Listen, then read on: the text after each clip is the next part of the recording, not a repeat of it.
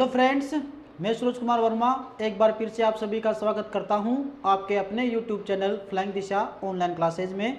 Last video में हमने एक टॉपिक स्टार्ट किया था ब्लड ग्रुप, और ब्लड ग्रुप के बारे में हम अध्ययन कर चुके थे ABO फैमिली के बारे में। एक बार मैं आपको थोड़ा सा रिवाइज करवा देता हूँ। अपना जो टॉपिक चल रहा था वो था ब्लड ग्रुप। ब्लड ग्रुप को मैंने दो भागों में बांटा था। एक तो था ABO फैमिली और दूसरा था RH फैमिली। ब्लड ग्रुप को मैंने दो भागों में डिवाइड किया था। एक तो था ABO फैमिली और दूसरा था RH फैमिली। ABO फैमिली के बारे में हम पूरा डिटेल से अध्ययन कर चुके थे और आज हम पढ़ेंगे RH फैमिली के बारे में। तो आज आप टॉपिक डालिए RH फैमिली, फिर हम अपना वीडियो स्टार्ट करते हैं। टॉपिक डालिए RH फैमिली। जो RH फैमिली है ये भी ब्लड ग्रुप का ही हिस्सा है। जैसे आप लोगों ने सुना होगा कि किसी का ब्लड ग्रुप A पॉजिटिव है, किसी का A नेगेटिव है, किसी का AB पॉजिटिव है, किसी का O नेगेटिव है। तो पॉजिटिव और नेगेटिव तो हमने अब तक इसके बारे में डिस्कशन नहीं किया है। आज आपकी सारी डाउट क्लियर हो जाएगी कि किसका पॉजिटिव होता है और किसका नेगेटिव होता है, और कौन पॉजिटिव ब्लड ग्रुप किसको दे सकता है, नेगेटिव को दे सकता है या नहीं दे सकता है, या जो किसी का नेगेटिव ब्लड ग्रुप है वो पॉजिटिव को दे सकता है या नहीं दे सकता है। तो हमें सारे डाउट आज क्लियर करने वाले हैं। तो आप डालिए RH फैमिली। RH फैमिली क्या होता है ये RH, इसके बारे में थोड़ा जान लेते हैं हम। तो देखो, मैंने आपको बताया था कि हमारी जो RBC होती है ब्लड में, इस प्रकार से सपोज करो कि ये RBC है। अब देखो, RBC की सतह पर हीमोग्लोबिन पाए जाते हैं। ये मैंने आपको RBC पढ़ाई थी तब बता दिया था। कल मैंने आपको बताया था कि हीमोग्लोबिन के अलावा RBC की सतह पर छोटे छोटे मॉलिक्यूल्स होते हैं जो किसके बने होते हैं, ग्लाइकोप्रोटीन के। उनको क्या कहा जाता है, उनको कहा जाता है एंटीजन। क्लियर है। उन एंटीजन के अलावा इस RBC पर छोटे छोटे कण और पाए जाते हैं इस प्रकार से, और इन कणों को क्या कहा जाता है, इन्हें कहा जाता है RH एंटीजन। क्या कहा जाता है भाई, इन्हें RH एंटीजन, और इसको RH फैक्टर भी कहा जाता है। यह बात क्लियर है। देखो, RBC की सतह पर एंटीजन और हीमोग्लोबिन के अलावा छोटे छोटे मॉलिक्यूल्स और पाए जाते हैं जिन्हें क्या कहा जाता है, RH फैक्टर या RH एंटीजन। अब देखो, बात करते हैं कि ये RH कहाँ से आया। तो देखो, इस RH फैक्टर की जो खोज की गई थी वो की गई थी, एक मंकी था, रीसस मंकी।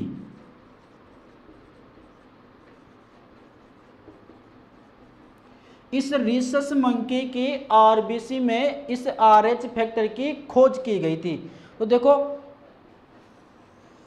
ये मान लो इस बंदर की कोई RBC है, इस पर इस प्रकार से मॉलिक्यूल्स पाए गए हैं।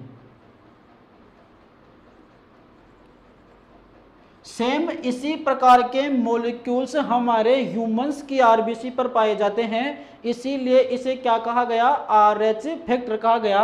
और ये जो RH शब्द है ये इस रीसस मंकी से लिया गया है। देखो, कई विद्यार्थियों का मानना ये है कि जो हमारी जो ये RH फैक्टर है ये कहाँ से आया है, ये इस रीसस मंकी से आया। नहीं, ये बिल्कुल आपका गलत कॉन्सेप्ट है। इसका मतलब ये है कि ये जो हमारे RH फैक्टर हमारी इस RBC पर उपस्थित है वो बिल्कुल इस रीसस मंकी की RBC पे जो कण स्थित है उनके जैसे दिखाई देते हैं, इस कारण इसे RH फैक्टर कहा गया है। क्लियर है ये बात। अब देखो, अगर RH फैक्टर की हम बात करें तो RH फैक्टर है वो 80% लोगों में, ब्लैक से लिख देता हूं मैं, RH फैक्टर है वो 80% लोगों में प्रेजेंट होता है और 20% लोगों में एब्सेंट होता है।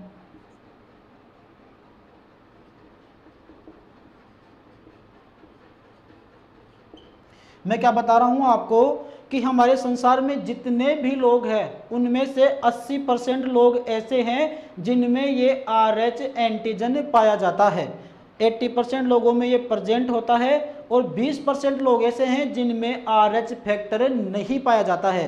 तो जिन लोगों में RH फैक्टर प्रेजेंट होता है उन्हें तो कहा जाता है RH पॉजिटिव, और जिनमें ये एब्सेंट होता है उनको कहा जाता है RH नेगेटिव। नेगेटिव का मतलब क्या है कि ये एब्सेंट है क्या, RH फैक्टर, और पॉजिटिव का मतलब क्या है कि इन लोगों में ये RH फैक्टर प्रेजेंट है। अब देखो इस RH फैक्टर का क्या रोल होता है वो हम एक बार यहाँ समझ लेते हैं कि RH फैक्टर का क्या रोल है हमारे ब्लड में। देखो आप यहां तो लिखना ABO फैमिली और यहां लिखना RH फैक्टर और यहां लिखना ब्लड ग्रुप। अब देखो सपोज करो किसी व्यक्ति का ब्लड ग्रुप A है और उसमें ये RH फैक्टर प्रेजेंट है, इसका मतलब ये RH फैक्टर पॉजिटिव है, तो इसका ब्लड ग्रुप कैसा बन जाएगा, A पॉजिटिव। क्लियर है। अगर नेक्स्ट हम बात करें कि किसी व्यक्ति का ब्लड ग्रुप A है और उसमें RH फैक्टर एब्सेंट है तो उसका ब्लड ग्रुप कैसा बन जाएगा, A नेगेटिव। इस पॉजिटिव का मतलब क्या है कि इस व्यक्ति के ब्लड में ये RH फैक्टर प्रेजेंट है, और इस नेगेटिव का मतलब क्या होता है कि इस व्यक्ति के ब्लड में ये RH फैक्टर एब्सेंट है। सेम इसी प्रकार से किसी का ब्लड ग्रुप B है और RH फैक्टर है तो B पॉजिटिव, और यदि B ब्लड ग्रुप है RH नेगेटिव तो B नेगेटिव। सेम इसी प्रकार से आपके बन जाएंगे AB positive, AB negative, O positive और O नेगेटिव। इस प्रकार से आपके टोटल 8 प्रकार के ब्लड ग्रुप बन जाते हैं।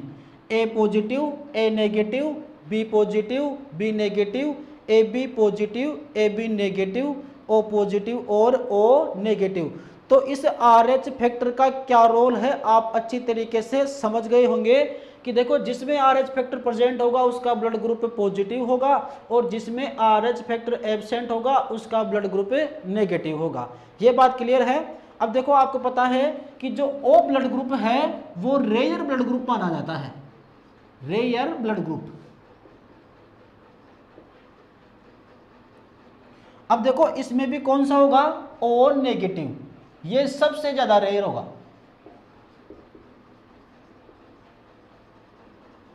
देखो O ब्लड ग्रुप तो सबसे कम लोगों में पाया ही जाता है, लेकिन जो O नेगेटिव है ये रेयर ब्लड ग्रुप होता है, क्योंकि बहुत कम लोग ऐसे होते हैं जिनका ब्लड ग्रुप O नेगेटिव होता है। क्यों? क्योंकि पहली बात तो खुद O जो ब्लड ग्रुप है वो रेयर है, दूसरी बात केवल 20% लोग ऐसे हैं जिनमें RH फैक्टर एब्सेंट होता है, तो ये जाहिर सी बात है जो O नेगेटिव होगा ये रेयर ब्लड ग्रुप होगा। ये बात आपको अच्छे से समझ में आ गई होगी। तो एक बार इसको तो करता हूं मैं रफ। नेक्स्ट अपन बात करते हैं RH फैक्टर के बारे में।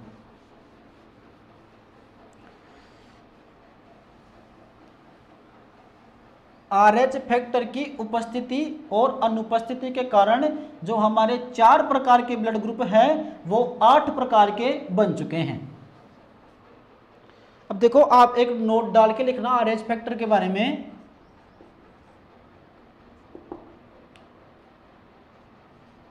कि RH पॉजिटिव कभी भी RH नेगेटिव को ब्लड डोनेट नहीं कर सकता।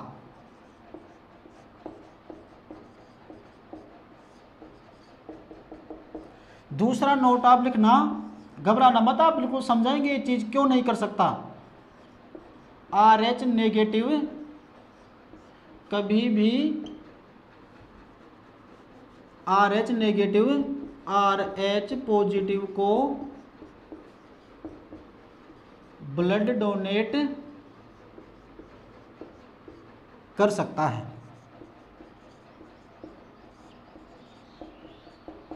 देखो बात करते हैं इसके बारे में कि RH पॉजिटिव कभी भी RH नेगेटिव को ब्लड डोनेट नहीं कर सकता है। क्यों नहीं कर सकता है? तो देखो एक बार, आप सपोज करो ये कोई व्यक्ति है, इसका ब्लड ग्रुप कैसा भी मान लो आप, A मान लो, चाहे B मान लो, चाहे O मान लो।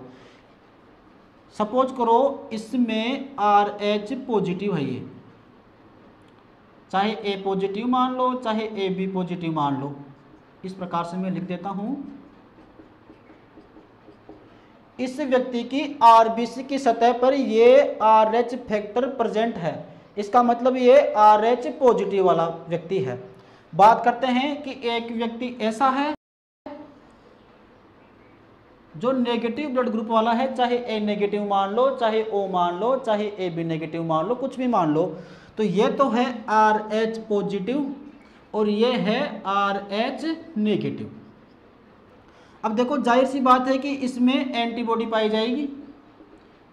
ये इसका ब्लड है सपोज करो आप, और ये इसका ब्लड है, तो इसके प्लाज्मा में एंटीजन ए भी पाई जाएगी और एंटीबॉडी, इसकी प्लाज्मा में एंटीबॉडी ए भी पाई जाएगी और एंटीबॉडी बी भी पाई जाएगी। ये मैं आपको पहले ही बता चुका हूं कि एंटीबॉडी प्लाज्मा में पाई जाती है, तो इसमें भी पाई जाएगी प्लाज्मा में।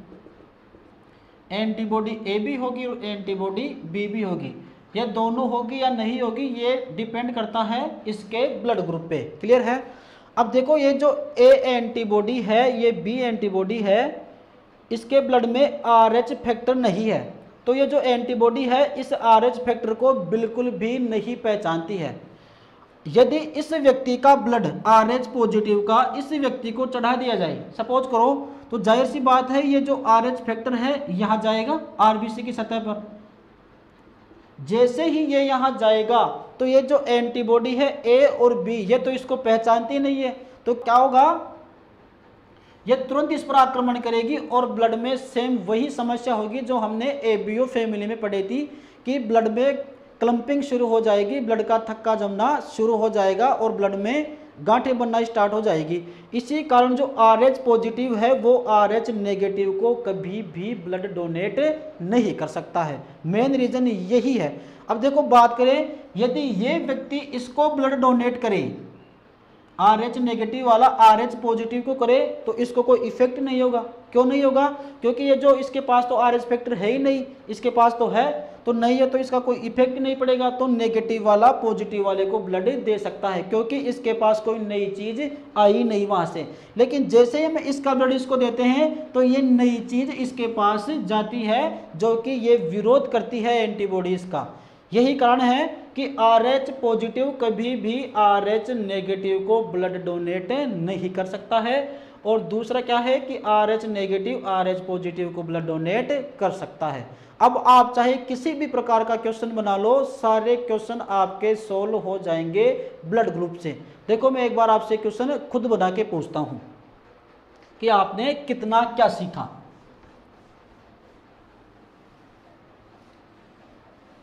RH फैक्टर का ज्यादा कोई रोल नहीं है, बस इतना है कि ये ब्लड को पॉजिटिव और नेगेटिव बनाता है।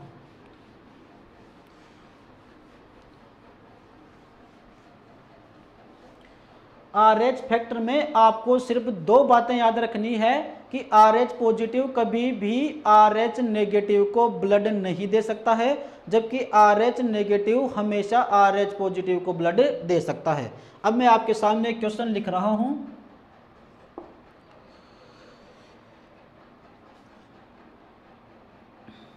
O रक्त समूह है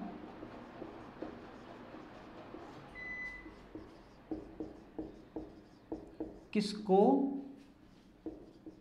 रक्त दे सकता है?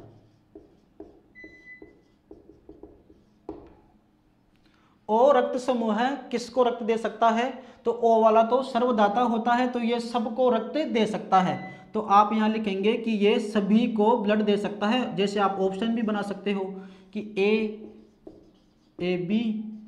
B और O, B है केवल O और C है केवल AB और D ऑप्शन है इनमें से कोई नहीं।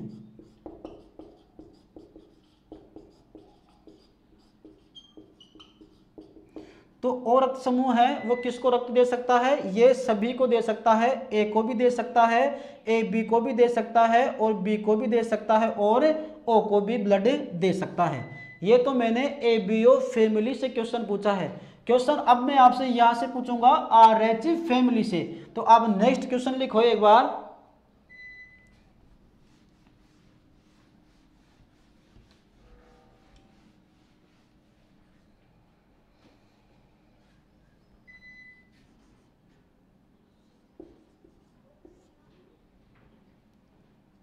ए पॉजिटिव रक्त समूह वाला व्यक्ति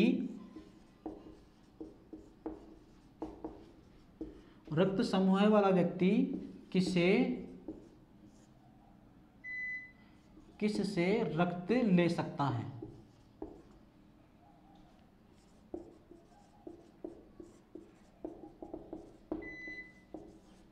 ए ऑप्शन लिखो।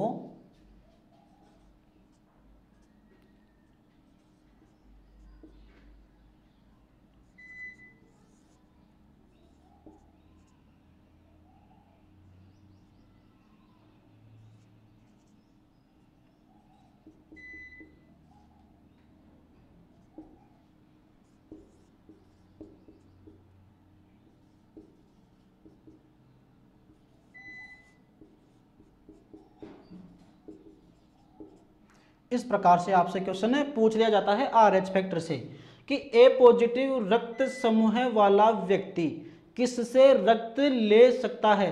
कि जो एक व्यक्ति है जिसका ब्लड ग्रुप कौन सा है, ए पॉजिटिव, और पॉजिटिव का मतलब क्या है कि इसमें आरएच फैक्टर प्रेजेंट है, तो ये किससे ब्लड ले सकता है। तो पहले तो आपको ये याद होना चाहिए कि ए वाला किससे ब्लड ले सकता है। तो ए वाला किस से ब्लड ले सकता है, ये ए वाले से ब्लड ले सकता है और ओ वाले से ब्लड ले सकता है। क्लियर है ये बात आपसे।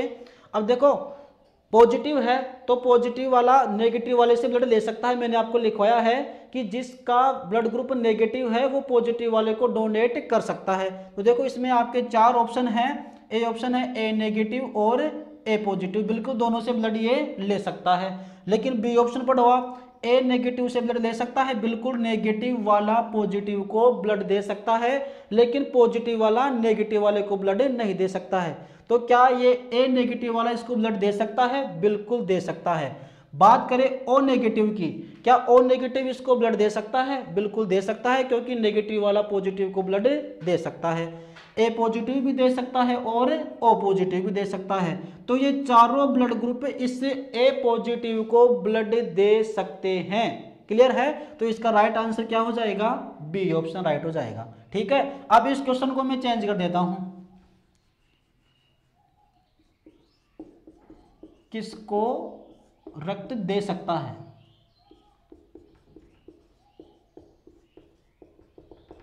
अब आपको आंसर राइट बताना है।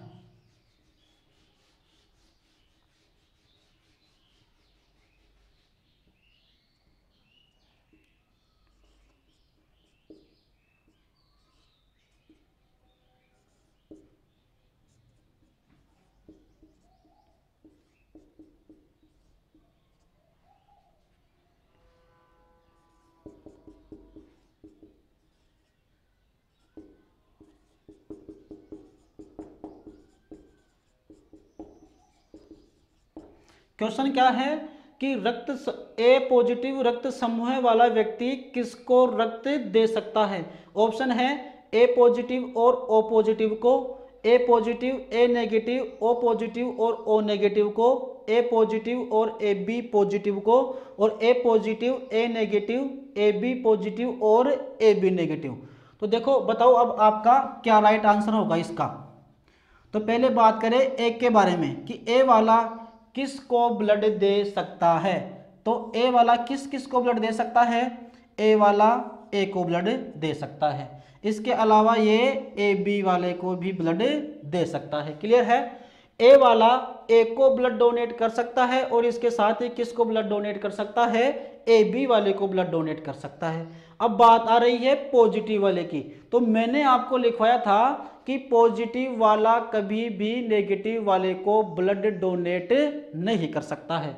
तो इसका राइट आंसर कौन सा होगा? देखो बात करें या तो ऑप्शन है तो ओ तो बिल्कुल दे ही नहीं सकता, ए वाला ओ को ब्लड नहीं दे सकता है पहली बात। तो ओ वाला सिर्फ ओ वाले से ब्लड ले सकता है। नेक्स्ट बात करें इसमें भी ओ आ रहा है तो ये ऑप्शन भी गलत हो जाएगा। बात करें डी ऑप्शन की तो देखो इसका ब्लड ग्रुप पॉजिटिव है और मैंने आपको कहा था कि पॉजिटिव वाला कभी भी नेगेटिव वाले को ब्लड डोनेट नहीं कर सकता है। तो इसमें नेगेटिव है और इसमें भी है तो इसका ऑप्शन ये भी गलत होगा। तो राइट आंसर क्या होगा? सी ऑप्शन इसका राइट आंसर होगा। अब शायद आपको चीजें अच्छे से समझ में आ रही होगी कि RH फैक्टर का क्या रोल है।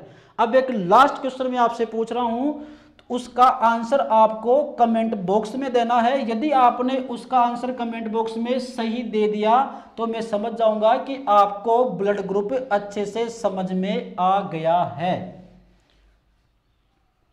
लिखो क्वेश्चन, लिखो आप, सर्वदाता रक्त समूह कौन सा है?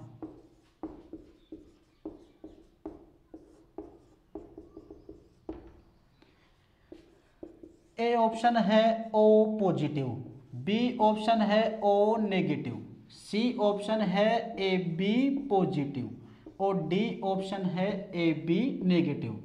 इस क्वेश्चन का आंसर आपको कमेंट बॉक्स में लिखना है कि सर्वदाता रक्त समूह निम्न में से कौन सा है। क्लियर है? अब आप 2-4 पॉइंट और लिख ले क्योंकि ब्लड ग्रुप से 2-3 पॉइंट मोस्ट इंपोर्टेंट है तो आप वो लिख ले।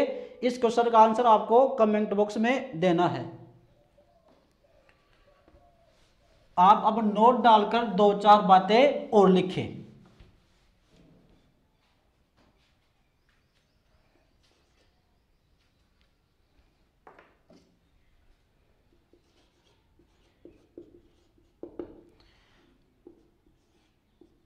देखो ब्लड बैंक में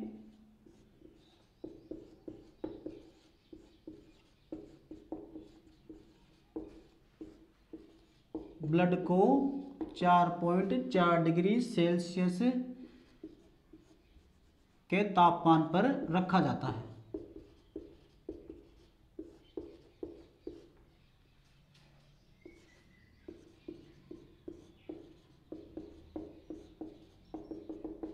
जब हम ब्लड डोनेट करते हैं ब्लड डोनेशन कैंप में तो जो ब्लड को ब्लड बैंक में रखा जाता है तो ये आपसे तापमान पूछा जाता है कि कितने तापमान पर ब्लड को ब्लड बैंक में रखा जाता है, तो वो होता है 4.4 डिग्री सेल्सियस। अब देखो एक बात मैंने आपको बताई थी कि हमारी बॉडी में ब्लड क्यों नहीं जमता है, तो वो हेपेरिन के कारण नहीं जमता है। जो हमारी बेसोफिल है, बेसोफिल WBC का एक प्रकार है, ये लगातार हिपेरिन एंजाइम सीक्रेट करती रहती है और इस हिपेरिन एंजाइम के कारण हमारी बॉडी में ब्लड नहीं जमता है। लेकिन जैसे ही ब्लड हमारी बॉडी से बाहर होता है, हम ब्लड डोनेट करते हैं कैंप में जाके, तो जो वो बोतल होती है उसमें ब्लड क्यों नहीं जमता है, ऐसा उसमें क्या मिलाया जाता है उस बोतल में कि उसमें ब्लड नहीं जमता है। तो ये क्वेश्चन भी आपके एग्जाम में कई बार पूछा जा चुका है। तो आप लिखिए ब्लड बैंक में ब्लड को जमने से रोकने के लिए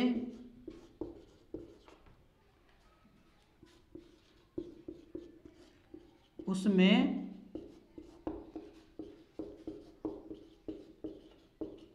सोडियम सिट्रेट, इसके अलावा फास्फेट के अलावा डेक्सट्रोस और एक विलयन और होता है EDTA।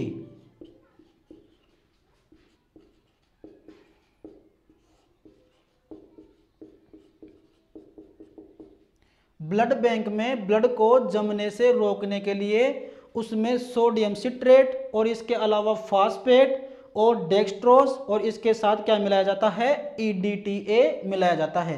ये 4 तत्व या 4 विलयन उसमें मिलाए जाते हैं। इन चारों विलयन को मिलाने से वो ब्लड उस बोतल में नहीं जमता है। अब देखो ईडीटीए की फुल फॉर्म भी आपसे पूछी जा चुकी है कि ईडीटीए की फुल फॉर्म क्या होती है। तो यहां लिख देता हूं मैं, ethylene diamine tetra acetic acid. यह है इस ईडीटीए की full form, ethylene diamine tetra acetic acid. Clear है भाई। नेक्स्ट 3 नंबर का आप लिखिए, विश्व रक्तदान दिवस कब मनाया जाता है? तो 14 जून को रक्तदान दिवस मनाया जाता है।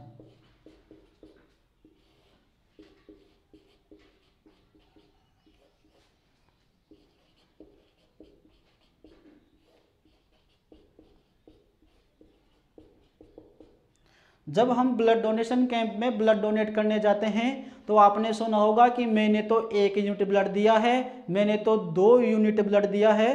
तो आपसे उस 1 यूनिट की मात्रा पूछी जाती है कि 1 यूनिट में कितना ब्लड होता है। तो आप ये भी लिख लीजिए 4 नंबर का पॉइंट लिख के कि 1 यूनिट में 350 मिलीलीटर रक्त होता है। क्लियर है यहाँ तक? तो ये था आज का चैप्टर। इसके बाद में अब हम नेक्स्ट चैप्टर उठाएंगे, रक्त वाहिनियाँ अर्थात ब्लड वेसल्स। तब तक के लिए थैंक यू, बाय बाय।